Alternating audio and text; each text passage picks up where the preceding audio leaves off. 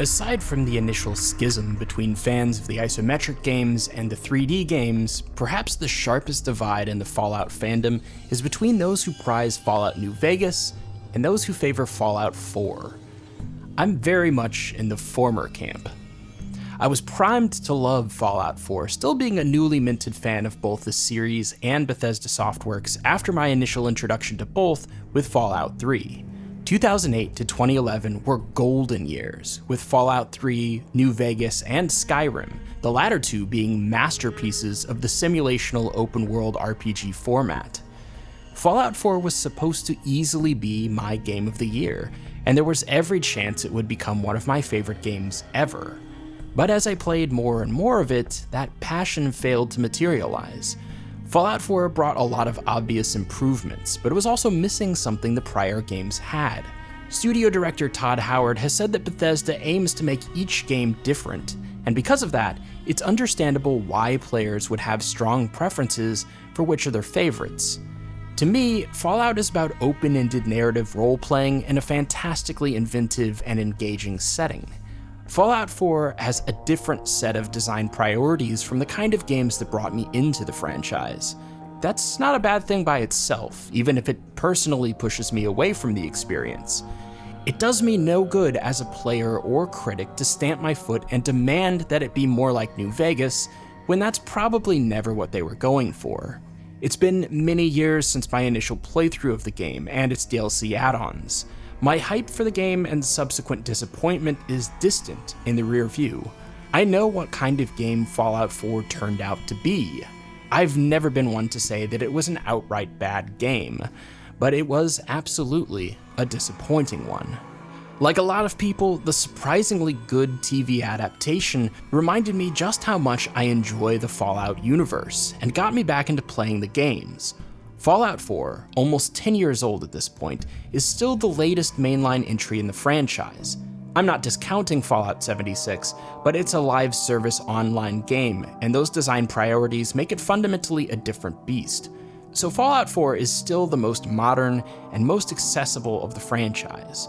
My motivation is high for coming back to reevaluate the game and try to find some more redeeming qualities than I did the first time.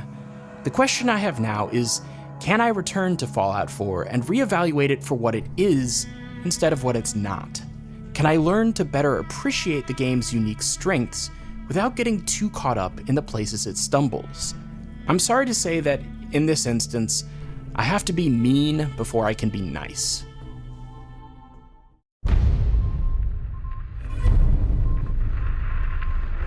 Fallout 4 doesn't make it easy to overlook its biggest flaw.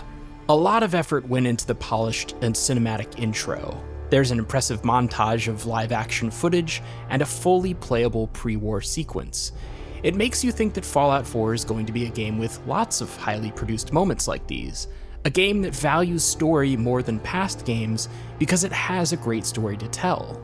And that's not the case.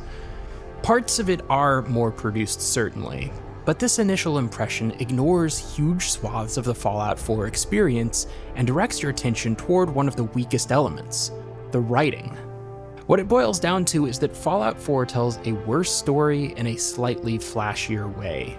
And it doesn't help that its immediate predecessor was so much better in that regard. In release order, you go from one of the best written games in the series to one of the worst. Bad writing smacks you in the face early and often. In theory, seeing the pre-war world is a novel expansion of the Fallout canon. It worked incredibly well in the TV series as a means of building character, plot, and background for the show. But the game's pre-war sequence is so cartoonishly paced that it's hard to invest in or take as seriously as intended. The Vault-Tec rep shows up at your door minutes before the bombs start falling. Somehow your paperwork is immediately processed and you're waved through the security checkpoint, making your way underground just as the shockwave from the first bomb sweeps over. It's a little too melodramatic. The direction and pacing let down what's otherwise a fairly effective scene. Hearing about the start of the war on TV, followed by the sirens, the panic, and sudden flurry of military activity, is all really sobering. But overall, the sequence is too compressed to allow for much exploration of the pre-war world or function effectively as an interactive cinematic. When you return to your old neighborhood after spending 200 years in cryogenic storage, the faithful family robot is still there waiting outside your house. I'll accept a lot of nonsense in Fallout. It's a series that incorporates blatantly fantastical ideas as part of its retro future sci-fi aesthetic, but there's a big difference between diverging from real-world science and ignoring basic logic so that your own setting is called into question. This is the latter. Codsworth waiting for you at your old house like Philip Fry's dog only harms the game from a narrative and world-building perspective. It tells the player that the war was not as big a deal as they might think. Instead of coming back to your old neighborhood and finding only ruins, or even no trace at all of your old life, the profound sense of loss and change is undercut by coming home to find the old family dog waiting for you. What war? What apocalypse? What 2 centuries? 200 years is a long, long time for nothing at all to have happened to a valuable piece of technology. It didn't break down, it wasn't stolen or destroyed, it wasn't moved elsewhere. And right away, cracks start forming in the believability of the world. Is this a big deal? I mean, no, not by itself, but it's indicative of the sort of ill-considered writing that you get far too often throughout the game. So many story elements feel like they take place in a vacuum, separated from the rest of the world by contrivance, or no explanation at all. Another, more egregious example is the infamous Kid in a Fridge side quest, where you come across a ghoul child who's been trapped in a refrigerator since the bombs fell. That alone is pretty unbelievable, because it stretches our innate sense of human nature well beyond the breaking point. The kid's been in solitary confinement for 200 years. I don't care that he's a ghoul. He would be out of his mind, overwhelmed by reintroduction to the world. This is a bad starting point for the quest, but it stubbornly refuses to get any better. The kid wants to look for his parents. You can sensibly explain to him that they're obviously long dead, though he insists on returning home anyway. If you take him, you'll find the house intact, and his parents, now also ghouls, inside waiting for him, standing side by side like a Norman Rockwell painting. It's so stupid, and it's not played for laughs or irony or anything. Like Codsworth, they've stayed in the same place for 200 years, despite the bombs, despite the difficulties of the post-nuclear world. They've lived multiple lifetimes since the Great War, but they act like their son has been missing a week. But it gets worse. The family's house is in the town of Quincy, which has been recently taken over by raiders. One of these raiders will stop you on the way and offer to buy the ghoul kid from you. Ghouls, he says, make good slaves because they're immune to radiation, don't age, and don't need to eat. In his words, you can work them real hard. This makes it so much more implausible that the kid's parents would still be living there. Why didn't they flee when the raiders took over? Why weren't they captured and enslaved? If they're still in town, they should at least be hiding. This quest is written with little to no regard for how its plot beats mesh with the other established parts of the setting, and in this case, it doesn't even make sense with the other parts of the same quest. If the game itself isn't taking the fiction seriously, if it isn't bothering to use basic logic and reasoning, then why should the player care? Compare these 2 examples to Cooper, the ghoul from the Fallout TV show. The events of the war and what's happened since have changed him profoundly. He's not still performing at children's birthday parties or acting in films in the post-apocalypse. He's become a wasteland survivor. Cooper is a dynamic character with depth who reacts to his environment and has an inner life, not just a sad backstory. If Cooper was a Fallout 4 character, he'd probably send you on a fetch quest to collect his old movie memorabilia, and that would be about the extent of it. I wanted to care about the world of Fallout 4, the story of Fallout 4. But over and over, in big and small ways, that investment was discouraged by this kind of lax attitude towards consistent and sensible world building. These are some particularly egregious, obvious examples of the game's bad writing. Really, there's more bland than bad writing in the game. I'm not going to talk about the main plot in depth. Like most Bethesda games, the central questline is far from the most interesting part. In some ways, it adapts a vaguely similar structure to New Vegas. There's a kind of linear first act, then the mid-game introduces several opposing factions, and the final act makes you commit to a mutually exclusive choice. That's not unique to New Vegas, but what that game does so well is use that structure as a framework for helping players learn about the world and then make informed, meaningful, and consequential choices within it. Most of the dialogue with NPCs, whether significant or incidental, do at least a little bit to advance the world building and enlighten the player. It does an impeccable job of accounting for a wide variety of player choice, including the choice to bypass, ignore, or shortcut major plot points. You can kill any adult NPCs in New Vegas, and the game will allow it and keep functioning. By contrast, Fallout 4 is too precious about its characters and set pieces to allow you to miss them or choose to engage with the content too differently. That puts more pressure on them to be good, pressure they're mostly not able to withstand. It's a much more linear and inflexible version of the same basic structure. The constituent quests don't offer much in the way of player choice or expression outside the purely mechanical. If you want to advance the main plot, there are just certain hoops you're going to have to jump through in certain ways. To be fair, the third act lets the leash out a bit, allowing greater freedom and substantial consequence as you decide which faction to side with. But it's too little, too late. The bulk of the main questline is still a narrow, linear slog. To put it in a nutshell, in New Vegas, you collaborate with the game to craft a character and a story. In Fallout 4, those things are dictated to you, but you get to pick the ending. This has more in common with narrative adventure games, where the story is broadly linear and has the same basic shape no matter what actions you take. That approach can work well. Telltale made a whole niche genre out of that style, and some of those games are classics. But their smaller, tighter scopes conferred other benefits that Fallout 4 doesn't have, like better control over tone and pacing. Generally speaking, the writing and plotting of those games is well above the standard achieved here. There are good companions, quests, concepts, and ideas in the game, but the good stuff is inconsistent and unevenly distributed. Where there should be more dialogue, more character, there is only more combat and more ruins. But then again, when Fallout 4 starts talking, sometimes it really makes you wish you were shooting something instead.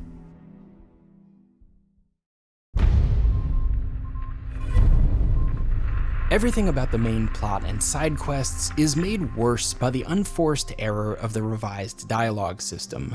A dialogue system isn't just a way to disguise menu selections or make exposition more interactive, it's an important tool for player expression. Giving players the opportunity to voice their feelings and opinions is crucial for immersion and role-playing. Without that, a game's dialogue is merely dictated to the player. It speaks at you, not with you. Fallout 4 changes how dialogue is delivered, how dialogue is chosen, and how dialogue is presented. For the first time in the series, the player character is voiced. Dialogue is chosen from a four-way menu rather than a variable list of options. And the unnatural fixed camera of past games is replaced by a more cinematic shot-reverse-shot presentation. These changes feel like they were driven by a desire to be more like other RPGs with voiced protagonists and cinematic presentations rather than a better tool of player expression and personality. It's style over substance, maybe style at the cost of substance. The problem with a voiced protagonist is mostly a production issue. It adds additional steps to the process. Whereas adjusting player voice previously was as simple as editing text, now you have to rewrite, reschedule, re-record, and re-edit new or altered lines. That means if a line ends up feeling a little mismatched between NPC and protagonist, it might not be worth the effort to correct in many cases. I suspect that this might have led to overall simpler dialogue choices. The presentation of dialogue isn't necessarily a problem, but it adds little, if anything, to enhance the experience. The old Bethesda dead-eyed stare was unnatural, sure, but it put the emphasis on the meaning of what was being said, on the text. The new camera system puts the focus on the visuals, and those are just not up to the standards of other games. Characters are still stiff, lip sync is iffy, the animation and camera moves are janky, and can be sabotaged by wandering NPCs in the environment. While it adds variety to the exchanges, it doesn't necessarily make them better or less awkward. It can be distracting as often as engaging. In order to really leverage the power of cinematic language to aid storytelling, the dialogue scenes would have to be directed with intention instead of procedural code and wishful thinking. Outside of major scenes in the main story, characters aren't motion captured and don't have the kind of specific and subtle animation that really sells a performance. The game only goes halfway toward a more cinematic presentation, and it's an unhappy middle ground. A lot more work for not much return. But all of those are minor quibbles I can easily ignore. The real problem with the dialogue system is how it presents your choices and how limited those choices usually are. Because of space constraints, the dialogue options are represented by vague or simplified descriptions that can easily mislead and mismatch player intent. They'll typically inform you about the content or tone of the reply, but not both. Fallout 4 isn't the only game to have this problem, but it was a new issue for this series because of the change. Defaulting to 4 choices at a time is arbitrary. There are plenty of times it works fine, but just as many situations call for more or fewer options. You'll also see a lot of generic dialogue selections. Yes, no, sarcastic, ask for money. Better dialogue systems imbue more personality, charm, and meaningful choice into exchanges, and disguise what's functionally a glorified menu. Often you're presented with a binary choice, but you're given an extra way to say yes or no. Even worse are the many false choices where the game asks for your input, but forces a certain course of action no matter what. Your role-playing decisions in these moments are limited to tone. Choose whether you want to be cheerful, rude, or sarcastic about the plot point at hand. In this conversation, the game forces you to tell Piper about your missing son. The story can't progress in any other way. You can't decide to seek help from an alternative character, or be vague, or lie. I'm not saying that every game needs to have the level of flexibility and freedom as New Vegas, but when the game can't even account for small role-playing choices like this, it can seriously damage player investment and engagement with the narrative. Not being able to choose more substantively meaningful and reactive options makes the dialogue selection a token gesture toward role-playing, not the real thing. I've heard many complain about the dialogue in Fallout 4 over the years, but until this playthrough, I didn't realize just how big a problem it is, just how much it's holding the game back from being a better RPG. Bethesda themselves were no doubt aware of these issues and drawbacks, because they opted to use more traditional dialogue systems in Fallout 76 and Starfield, and neither game had voiced protagonists. In all previous Fallout games, the protagonist is more or less a blank slate. You literally define your character from birth in Fallout 3. Fallout 4's player character not only has a voice, but a defined backstory as well. You play as one parent of a married couple, either the father, whose default name is Nate, or the mother, whose default name is Nora. If the definition stopped there, that would be fine, but these protagonists are given more backstory than any other in Fallout history. Nate replaces the traditional Ron Perlman opening narration. He's the one who gives the "war never changes" speech. He's a military man from a military family who's come back from conflict abroad to his suburban home and nuclear family. He's got a preordained history, background, and most significantly, an implied perspective on the world. Yes, being a Vault Dweller also implies a perspective and set of experiences, but most Vault Dwellers have no relationship or interaction with the world outside the Vault, or the time before the war. The utility of the Vault Dweller, or the amnesiac courier from New Vegas, is that it puts the character and player into better alignment. The world of the Wasteland is unfamiliar to both of you. That's a profound difference between the protagonist of Fallout 4 and the other games. The sole survivor has a pre-existing relationship with the Commonwealth. This is where they lived, where they worked, maybe even where they grew up. They remember it as Massachusetts, before the bombs, before the raider gangs, mutants, and androids. But the player doesn't. The only part of the map you have that experience with is the neighborhood of Sanctuary Hills, and you only glimpse it briefly on your way to the vault. Fallout 4 hooks its main questline on finding your kidnapped infant son and avenging your slain spouse. Those are very strong motivators for the player character, but probably not for the player. We have no history with these characters and share very little time with them. One is the avatar you didn't choose, and the other is a digital baby that looks like this. The first time I played this game, I wasn't a parent, and I didn't care about this kid like the game expected me to. Now, I have a son of my own whom I love very much, but that changed nothing of how I felt about this scenario. It's infamously difficult to make digital children, let alone babies, convincing enough to elicit the emotions of the real thing, significantly more difficult than making relatable adult characters. It's possible to get an audience to feel for characters quickly, but it requires a deft touch. The Fallout show grabbed me from the very first scene. I felt empathy for Cooper and his daughter because of a few key pieces of information related by flesh and blood human actors who are able to bring a level of pathos that's very difficult to match in a video game, especially a video game that doesn't go all in on the cinematic approach.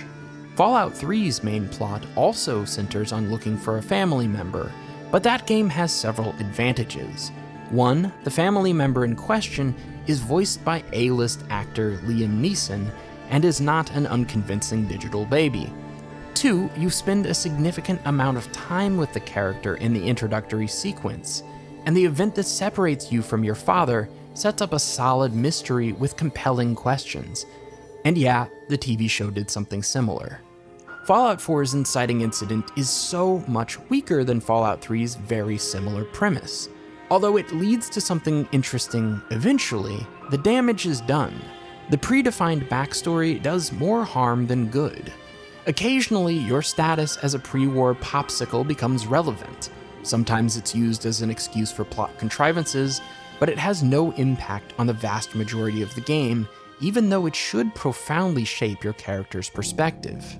It wasn't necessary to box in the main character like this in order to get a glimpse of the pre-war world. There's a place called the Memory Den where patrons can enter virtual reality recreations of memories. There are so many pre-war ghouls in the game. It could have easily been a side quest, or part of the main quest, to relive the horror of the bombs falling from their perspective. Instead, this concept is wasted on one of the most boring, linear missions of the main story. There's nothing wrong with a more defined protagonist. The majority of RPGs and story-based games go that route. But Fallout 4 exists in a tradition of games with open-ended player characters, both Fallout and Elder Scrolls. This game wants to have it both ways. It wants a more defined character for the main story, but a blank slate elsewhere. That stance compromises both approaches. Fallout 4 isn't very good at role-playing either way. You could say that's because the game tries and fails. Maybe that's the reason. Or maybe, just as much to blame, is that the game simply has different design priorities and shifted its resources accordingly.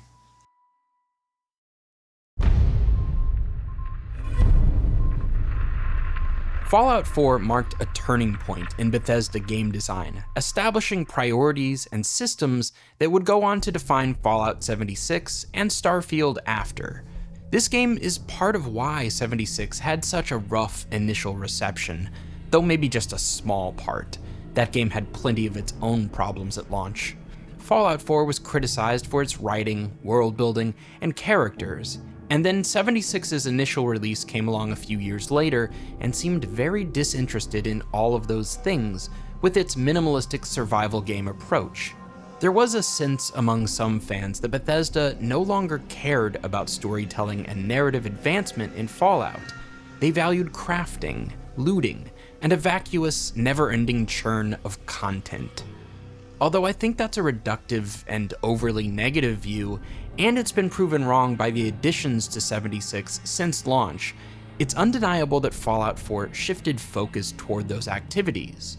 Previous games were more balanced, with greater possibilities for divergent playstyles. They prioritized the intrinsic rewards of the experience, the story, the setting, the adventure.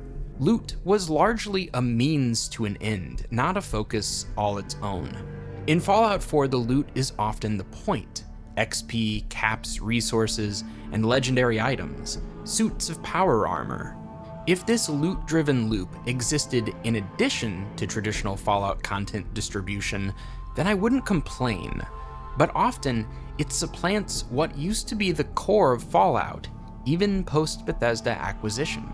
In terms of content distribution and systems design, Fallout 4 is a survival loot shooter first, and an RPG second. It's a good thing that combat is the most improved aspect of the game. Shooting was serviceable in Fallout 3, and a little better in New Vegas with the addition of an aim-down sights mechanic, but Fallout 4 actually feels good as a shooter. Not best in class, but more than respectable.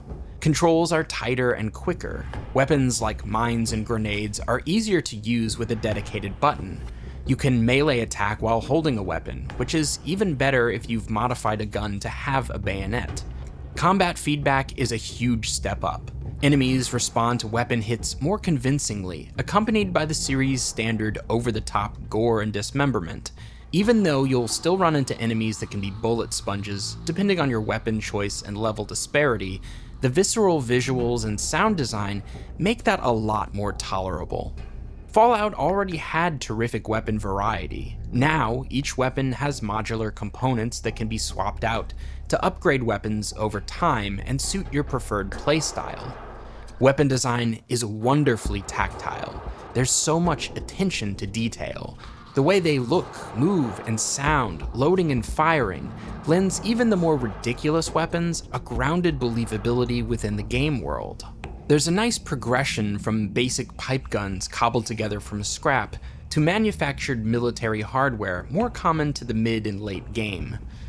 In general, Fallout 4 opts for more enemies that go down faster in comparison to its predecessors. The RPG roots are still visible, sometimes very much so, but it's a lot more of an action game than ever before. The combat changes make for a better shooter, but they alter the nature of the experience substantially. Fallout 3 and New Vegas were better approximations of the original isometric Fallout combat. The lack of accuracy and finesse in those controls urged a reliance on VATS that isn't nearly as important to Fallout 4. Both styles of combat have their merits. I like them both. Despite the clunkiness of the older games, there's an exciting tension created by that inelegance and clumsiness. Still, if a game is going to wear the skin of an FPS, it probably ought to have good shooting mechanics, and Fallout 4 does. At its best, the game is more about power armor and miniguns than role-playing, narrative participation, or even survival mechanics. And they made the power armor so cool in this one. Previously, power armor was a singular item that you equipped. Fallout 4 turns it, essentially, into a vehicle that you pilot.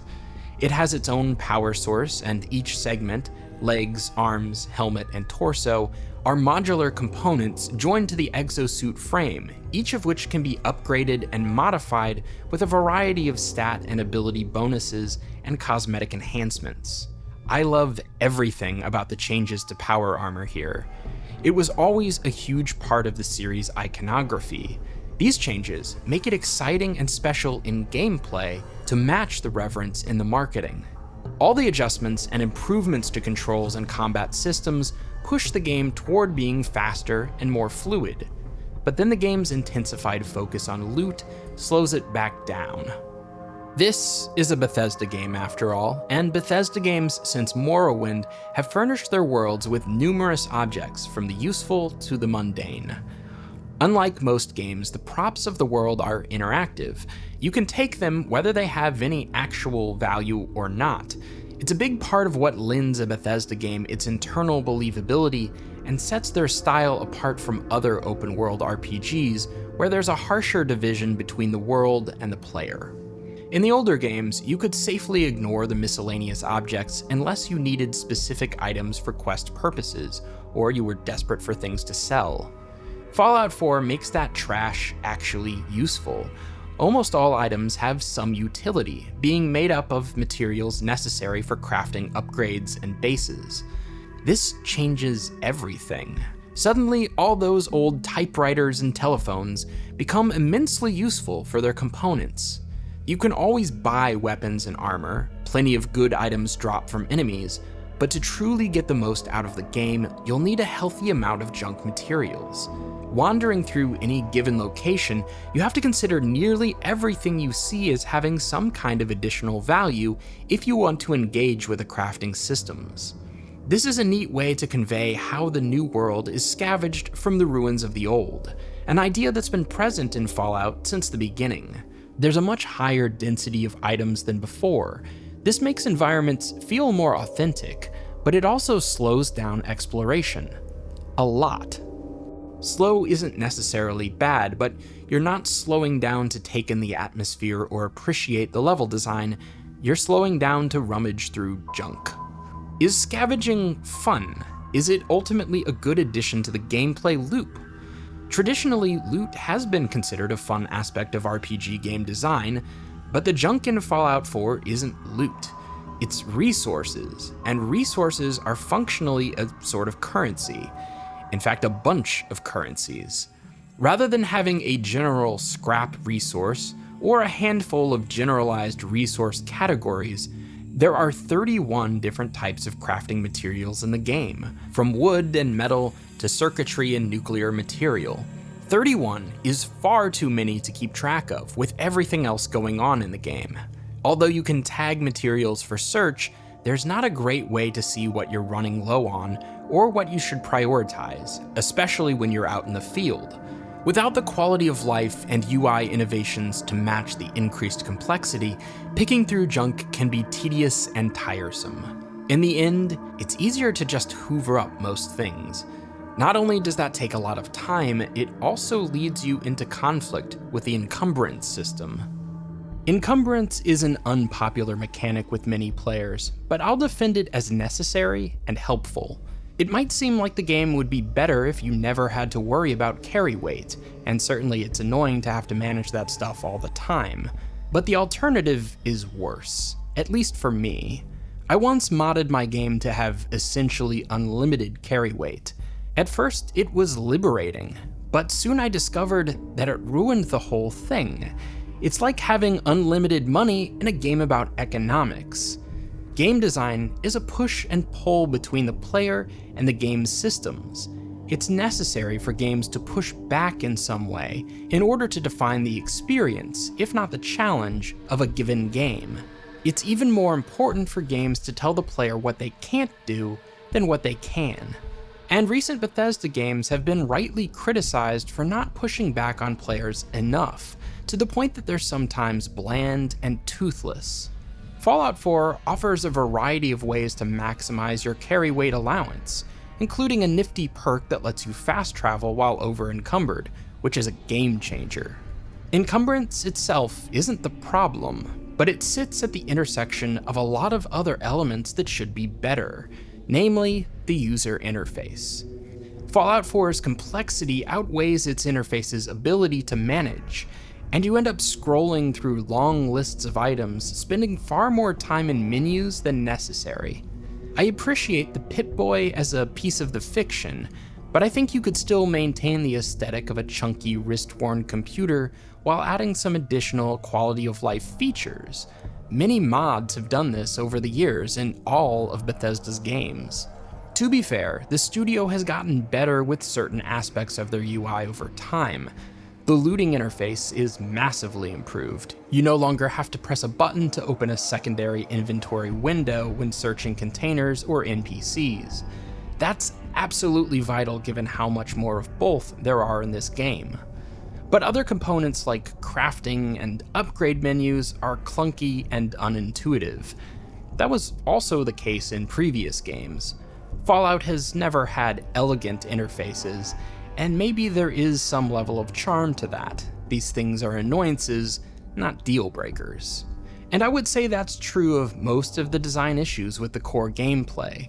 Certainly there are things to critique, but the shooting, the looting, and the progression are solid enough to support the game for dozens, if not hundreds of hours. There's a lot to be said for systems and gameplay loops that robust. But what makes the experience of Fallout 4 so special is the world that binds the gameplay loop together.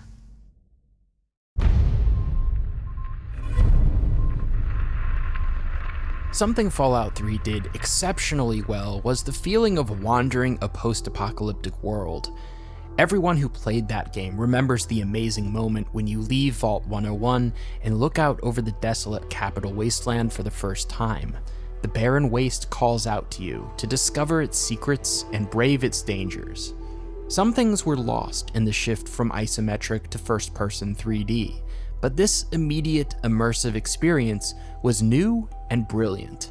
Exploration was intrinsically rewarding, to say nothing of the actual loot or interesting quests you could find as extrinsic motivation. Just the act of moving through these spaces was memorable and enjoyable. Fallout 4 massively improves on that part of the experience. In terms of pure graphical fidelity, there are better looking games out there, and that was true even at release. Still, Fallout 4's visuals were a huge step forward for the series on all fronts. The strong art direction and visual design make up for technical shortcomings. Even now, nearly 10 years later, I'm struck by how beautiful this game can look under the right circumstances. The graphical improvements aren't just about increased texture and model detail. The biggest impact to overall scene composition is material and lighting quality, especially the lighting. At times, everything comes together just right for these amazing vistas of forlorn desolation, the beauty of nature contrasted with the twisted remains of the old world. Between different times of day, types of weather, and atmospheric composition, the same scenes can take on wildly different feels. You get all this wonderful visual variety as you explore.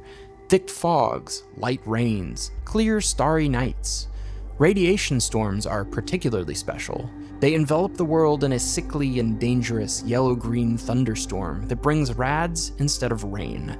It makes the war's impact on the ecosystem inescapably clear. There's so much variety to the Commonwealth compared with any previous Fallout. Everything from open wastes to suburbs and small towns to the urban sprawl of Boston at the heart of the map. The DLC regions of Far Harbor and Nuka World provide several additional biomes all their own, with tons of unique scenery. Something Fallout 4 does particularly well, not just among the series, but for video games generally, is provide a large, mostly convincing urban environment to explore. Lots of games have big cities, but in most of them, the vast majority of the buildings are completely inaccessible to the player. They're set dressing. While these cities can look the part, they don't necessarily feel it because there's not much actual depth or density in terms of playable area. Fallout 4's Boston has a higher percentage of buildings that can be entered and explored, and where interiors are inaccessible, the extensive damage of the war followed by 2 centuries of decay is a more plausible excuse than other games provide. The urban core is thick with points of interest, inspired by real-world history and the decadent retro future pre-war America. Fallout had never been able to bring its ruined cities to life like this before, but that had always been the intention. Fallout 4 resembles concept art from the older games, or the later cancelled Interplay projects, finally brought to glorious life, finally made playable. And this part of the game, at least, is an unmitigated success. Downtown neighborhoods are a maze of debris-ridden streets, tangled tunnels, and rickety sky bridges. Exploring these would be engrossing by itself, but as an interconnected space for combat, it's a truly unique, exciting, post-apocalyptic urban playground. The verticality in the level design, not just in Boston proper, but in many outlying areas too, adds a dynamism to the combat that wasn't nearly so vibrant before. It makes the weapon variety even more valuable. There are plenty of high points for sniping, opportunities for using dangerous heavy weapons, or calling in artillery strikes. There's plenty of close quarters combat inside ruined buildings and through narrow alleys. The world feels alive with activity. You'll hear gunshots in the distance. Little battles erupt that have nothing to do with you. The chaos of combat is incredibly lively, especially in the congested and stacked ruins of the downtown area. Stray bullets catch old nuclear-powered cars, which ignite in small atomic blasts. As vast as the map is, the whole thing feels unique and handcrafted, with few assets repeated verbatim. Where there is some minor repetition, the difference in surroundings and layouts makes it come off as natural. The copy-pasted approach of Starfield's outposts is nowhere to be found. Just about every location has some kind of environmental storytelling, whether through the arrangement of items, level design, or flavor text. And there are enough unique features scattered throughout the world to keep exploration interesting, even apart from story or lore context. Fallout 4 builds on an idea from the first game, a dangerous, heavily irradiated area. Fallout 1 had the Glow. Fallout 4 has the Glowing Sea, a region plagued by constant radstorms and dangerous enemies. The high ambient level of radiation encourages use of rad-resistant clothing or armor.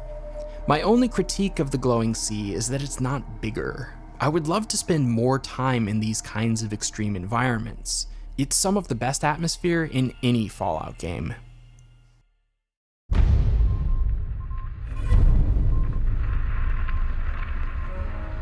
Fallout isn't just about getting the wasteland atmosphere right. There needs to be substance as well. Just as important are the settlements and factions that have sprouted from the ashes. And this is where Fallout 4's world is really lacking. The Commonwealth provides a wonderful sense of exploration, but it's also a profoundly lonely place, and after a lot of wandering, it can start to feel meaningless, disconnected from the specific context, character, and narrative that would provide that substance and make the world feel complete. Past games balanced the empty spaces and the combat with NPCs and quest hooks distributed across their maps. That kept the wasteland from feeling too empty, and made the exploration more vibrant and exciting because you could never be certain what you'd stumble on or who you'd run into. Both Fallout 3 and New Vegas had numerous towns, settlements, and points of interest where non-hostile NPCs engaged you with story and quests. Depending on how you count, Fallout 4 has about half the number of non-hostile NPC settlements in the same vein, distributed in a way that leaves huge tracts of land devoid of them. The bulk of named, quest-related NPCs congregate in just a couple of locations. Diamond City and Goodneighbor are the only major towns in the game. The Institute, the Pridwin, and Railroad HQ aren't accessible until the mid-game. You can't run across these places organically. These factions aren't regular people, they're secretive, exclusive societies. A handful of one-off locations feature some non-hostile NPCs, places like Bunker Hill or Adam Cat's Garage, but none of these feel like the small towns that flesh out the wastelands of other Fallout games. That leaves the entire rest of the map with essentially no towns. It belongs to the shooting, looting, crafting loop. This is a significant part of what soured me on the game during my initial playthrough. I kept exploring the Commonwealth expecting to find unique quests and NPCs, but nearly every new point of interest I came across was another type of dungeon full of raiders or mutants. More shooting, more junk, more loot. Minimalistic storytelling and no narrative choices to make. Most friendly NPCs you meet in the open world are generic agents of the simulation system. They're so lifeless and nondescript that it's almost worse in some cases than having no wandering NPCs at all.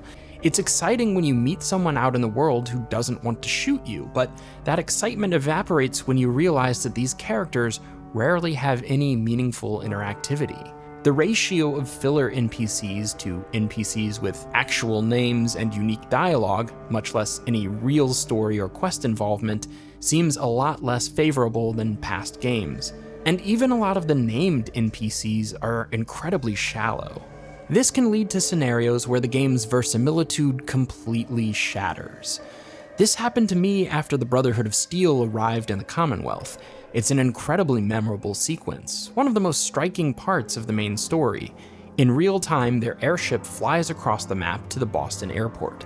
If you go there to investigate, you'll only find generic Brotherhood NPCs with no dialogue trees and no quest hooks. You can't engage with them directly in any meaningful way. If you want to join the Brotherhood and get on their airship, you have to do a different quest at a different location before anyone meaningful shows up at the airport.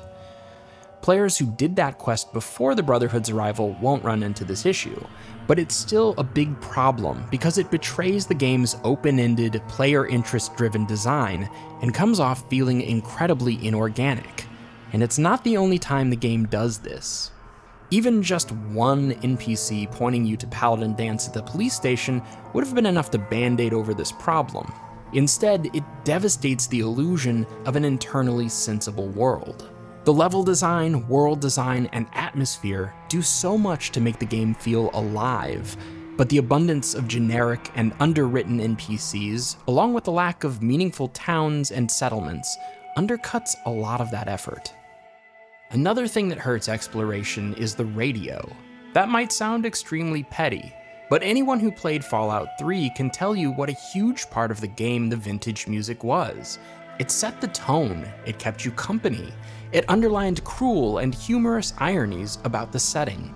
The Atomic Age was lightly referenced in a couple songs, but mostly it was evocative of an era which is commonly remembered as a more innocent time, even though that's far from true. It was a significant piece of the game's social commentary and satire, while also being enjoyable by itself. Fallout 4 recycles a lot of Fallout 3's greatest hits, while adding a bunch of songs that are so painfully on the nose that they can't create ironic meaning. They're just explicitly referential of the setting. You've got Uranium Fever, Uranium Rock, Atom Bomb Baby, and perhaps the worst of the bunch, Crawl Out Through the Fallout. This is really indicative of Fallout 4's overall problem with tone. These songs might have been fine for marketing the game, but listening to them while playing is distracting, annoying. It's like having someone tap you on the shoulder every 10 minutes to remind you that you're playing in a nuclear-themed post-apocalypse. Thanks, buddy. I might have forgotten. Remind me again in 10, okay? None of this is bad enough to spoil the overall soup. You can just switch off the radio for good and throw on a podcast. But like the small towns and NPCs, it's another element from the series that's missed, and its absence makes the experience lesser. The game also does a terrible job of onboarding new players, unless they follow the main story to the letter. But even then, Fallout 4 is woefully lacking. Past games had starting towns, places put in your path early on, filled with quests and characters meant to ease new players into the setting and systems. Fallout 4 has no introductory town. Diamond City is half the map away, separated from the player by dozens of landmarks and hours of play, unless they ignore everything in their path.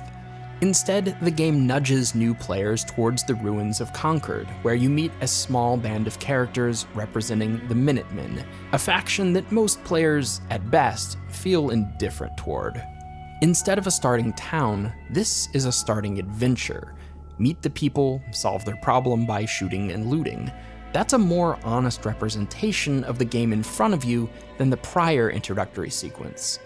It's linear, limited, and focused around combat and extrinsic rewards.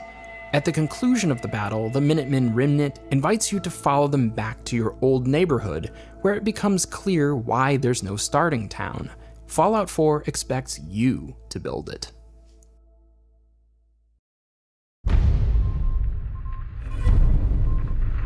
Settlement building is the biggest new feature of the game, but it also has surprisingly little impact on the overall design.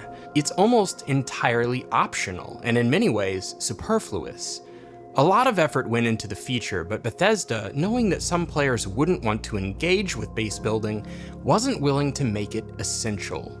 Their instincts were correct. Settlement building was met by mixed reactions from fans.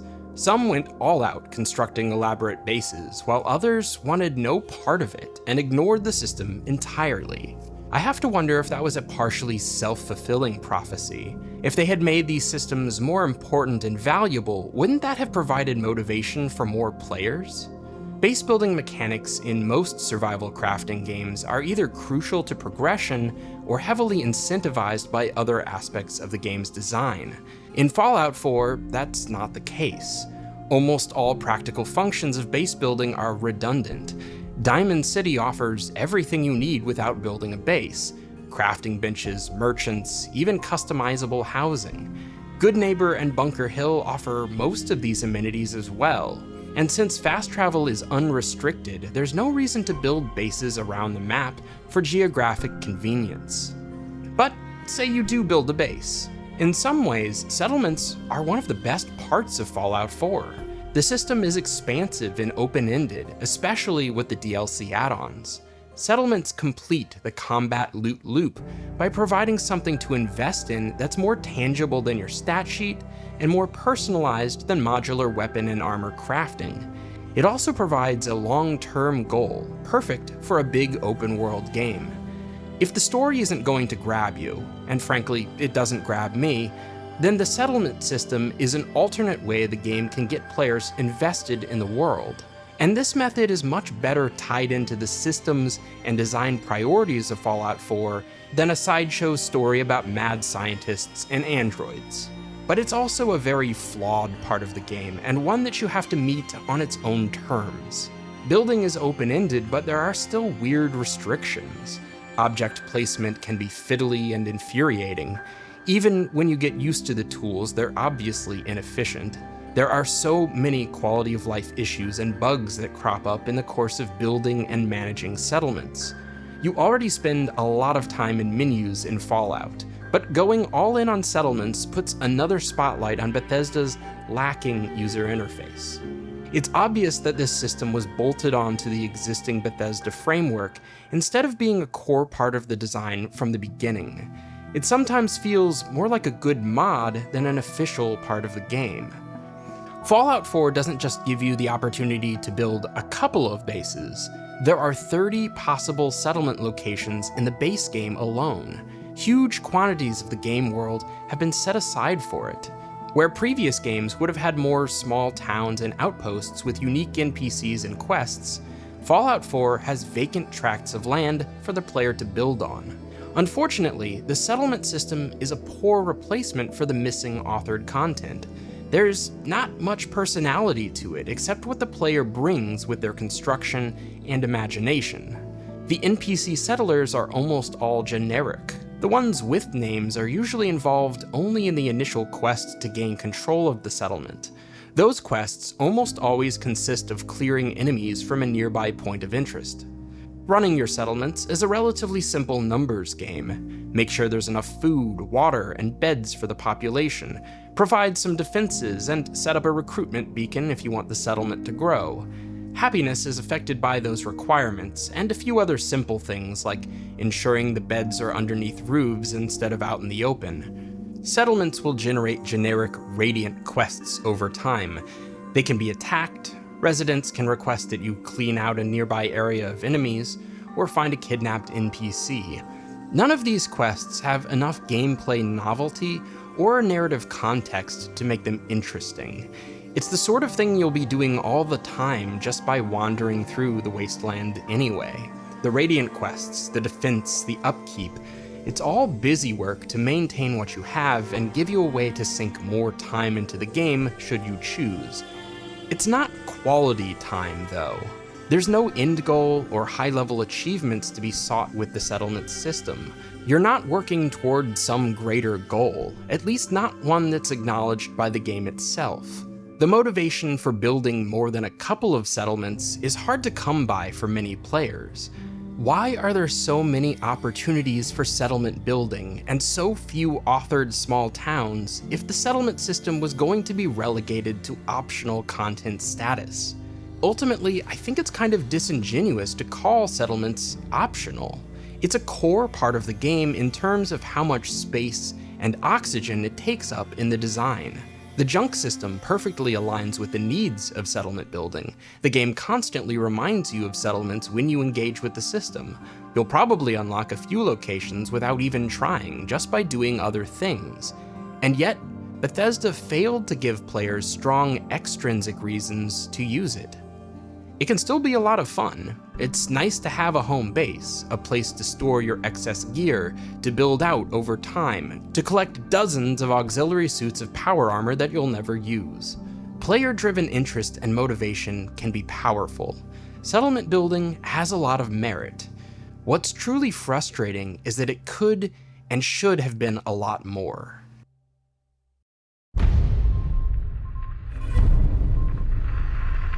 Fallout 4 is not the game I wanted it to be, but it has almost all the components of a better game already within it, perhaps a substantially better game. The main issue is that the systems-driven design elements are almost completely divorced from the story-driven ones. It's a game of two halves that rarely intersect, and when they do, it's such an ineffectual mixture. I suspect that's more by design than accident. Keeping the elements separate allows players to engage primarily with the parts of the game they most enjoy and ignore what they don't. In trying to please, or at least placate, all types of players, the game misses out on the benefits of a more focused and holistic approach. That brings me to what I would change about Fallout 4. I want to preface this by saying that I'm not a game designer. In postulating about a direction that I might like better, I don't have to contend with budgets, timelines, technology, or personnel issues like in the real world. Pitching theoretical solutions is easy. Actually making a game, implementing a fix inside the swirling maelstrom of large-scale game development is hard. This is just a thought experiment about what could have been. I sincerely hope that Bethesda will expand on the systems and ideas of Fallout 4 in the future and make a game that better marries the systems-driven and role-playing-driven approaches. That, in essence, is what I wish this game would have been. The road not taken was to make settlements a primary feature, not just of the gameplay progression, but of the narrative as well. That might have alienated some players, but it would have also lent the game a stronger sense of identity and unification of its mechanics and themes, and could have resulted in a much stronger overall game. Just as the New California Republic formed through alliances between small settlements on the West Coast, what if Fallout 4 had been about the formation of a new nation on the East Coast? A nation that you get to build and define. You'd get to decide what sort of government you want, what kind of leader you are. Would you be a raider warlord, or start a democratic society that you run indirectly? Maybe some sort of oligarchy with you and your favorite companions on a council. Existing factions and cities could still be a big factor in the game, including the Institute. You'd have to contend with them and decide whether they were a threat or an asset to your fledgling nation, which are competitors, allies, or enemies. Some choices would be mutually exclusive, making friends of some and foes of others.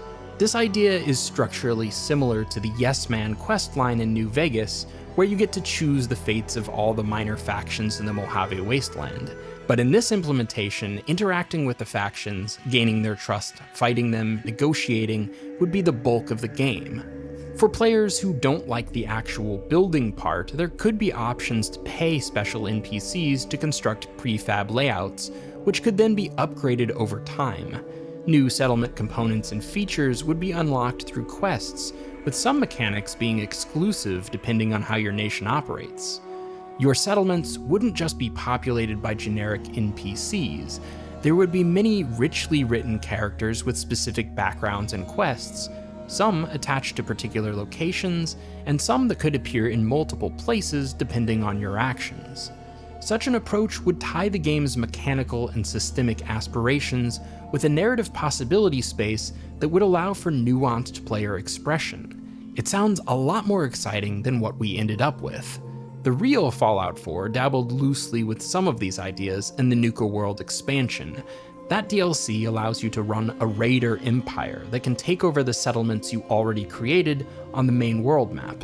You can choose several different approaches to take control, but all of them are oppressive. There's no way to reform the raider faction and choose a mutually beneficial path. So you can end up running a raider empire and still being in charge of the Minutemen and non-raider settlements, and a member of the Brotherhood of Steel or the Institute or the Railroad. The game lightly acknowledges this contradiction, but it's not nearly enough to give the choices real weight within the fiction, and it does nothing to address the problem of generic NPCs. The game lets you play both sides basically consequence-free. This setup is bizarrely self-sabotaging and nonsensical, particularly if you don't want to play as a raider. But the inclusion of the system shows that Bethesda was moving to do more with settlements. Fallout 4 could also use more pushback on the player. Not the annoying kind of tedious busy work that the game throws at you, but things that would make the world more difficult to traverse and conquer, and therefore more satisfying when you do. It wants to be thought of as a survival game, but has very little of the actual tension and danger that makes that genre work. Some players have suggested that the game is much improved by playing on survival difficulty. I like some of the changes that mode brings, but it's clearly too much for most players, including me. Increases to item weight, the restrictive save system, and complete lack of fast travel inflate the game from very big and very long into a game that I absolutely do not have time for in my adult life. There's a better middle ground to be struck between survival and standard difficulty. Promoting settlements to a core design feature could also help with that. Getting rid of fast travel entirely is too much, but restricting it is a great idea. In Fallout 76, fast travel costs money, and given the more stringent economy of that game, it does make a difference to how you play, at least for a while. But I think the better approach would be to tie fast travel to your settlement network, and specifically to your supply lines. Supply lines could be run between any of your settlements, just like in the actual game, but you could also run routes to major towns like Diamond City. That would incentivize building a number of different bases in locations all over the map, and contribute to a feeling that you're bringing order and civilization back to the Commonwealth. I love the glowing sea, but it's actually not that big and not that difficult or dangerous. I think it would be better as an explicit endgame area, a treacherous place that you have to work toward making progress in. Disabling fast travel in and out of the glowing sea would set the region apart, better reinforce the danger, and require players to more thoroughly and thoughtfully prepare for excursions. I realize that many of these ideas have been implemented in some form or another through mods. For a variety of reasons, I've never gotten deeply into mods for Bethesda games, despite how much a part of the culture they are. Bethesda puts out a game, a generalized experience that many players can enjoy, and the modding community comes along and builds upon it, fleshing out and extending the parts of the game that most inspire them. In that way, they're not just games, they're platforms. But the vast majority of players won't ever experience a modded Fallout 4. Ultimately, the game of record, the one I'm critiquing, isn't my imaginary version, or one that's augmented with a long list of mods. It's the one Bethesda shipped. For better or for worse, for both, really, that's the Fallout 4 we have.